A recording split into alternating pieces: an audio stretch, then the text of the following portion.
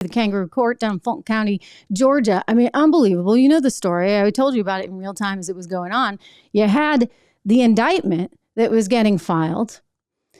Well, I mean, normally in like the real world, you would have a judge that would be delivered a verdict by by the grand jury. So the grand jury listens to everything, hears it out, has a verdict, which they submit to the judge, and then the judge would give that to the prosecutor and to the clerks, right? The administrators that would then file it. But that's not what happened. No, sirree. They had this all signed, sealed, and delivered before the grand jury ever even gave a verdict. It was so weird when Fannie Willis, who's the DA down there in Fulton County, when she was asked about it, here's what she said. We have new information because the woman who actually did file it has come forward. But watch Fannie Willis first.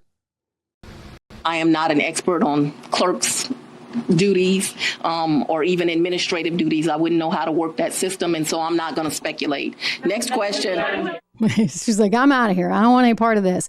Well, the woman that did actually file this, she's also like, hey, go easy. Like, it was just an honest mistake.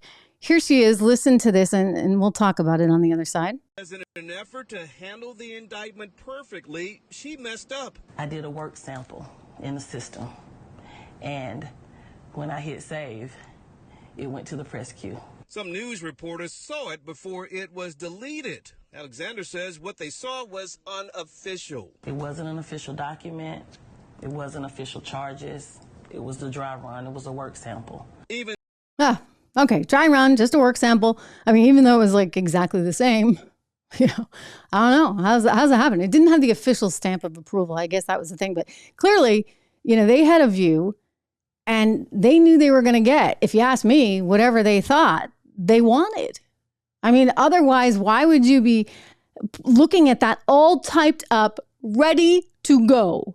I mean, this is just wild. And we devoted yesterday's pretty much entire show to this issue. So I encourage you, if you haven't, go back and watch yesterday's live program, because this is a big issue. They're going after Donald Trump, former president of the United States, on this racketeering charge. It allows them to bring all these different people in. It's very, very broad. I actually think it's going to set a terrible standard for the country, because now, of course, well, any DA anywhere who has an axe to grind against a political opponent can actually go after them, and they will. Believe me, they will. And so I would be very worried if I were Joe and Hunter Biden, for a variety of reasons. Let's be honest.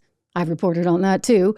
Very, very worried, but also because Pandora's box has effectively been unleashed, totally unleashed, as a result of this Fulton County judge. I mean, it used to be that you could, well, I don't know, maybe ask for a recount or something, right? Like, think about how that's happened in the past. I mean, that shouldn't be entirely off limits. After all, Stacey Abrams did it. She was celebrated for it in the New York Times because she wasn't willing to concede.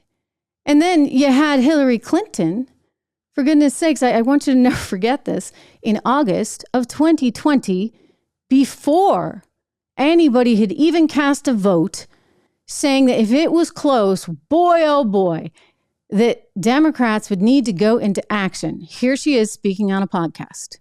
Joe Biden should not concede under any circumstances, because I think this is going to drag out, and eventually I do believe he will win if we don't give an inch. Oh, yeah. Of course, it just depends on which team you're on, right? Who's the we? Because you weren't going to give an inch. But if he tries not to give an inch, well, then, it's game over. I mean, this is tough stuff. Really, really tough stuff. Hey everyone, Trish Regan here. If you enjoyed that clip, please do me the favor of subscribing to the channel. Just hit that little subscribe button right over there. Did I do that right? Not quite, but you know where it is. Subscribe to the channel, hit the bell so that you get the alerts, and I'll see you back on the show.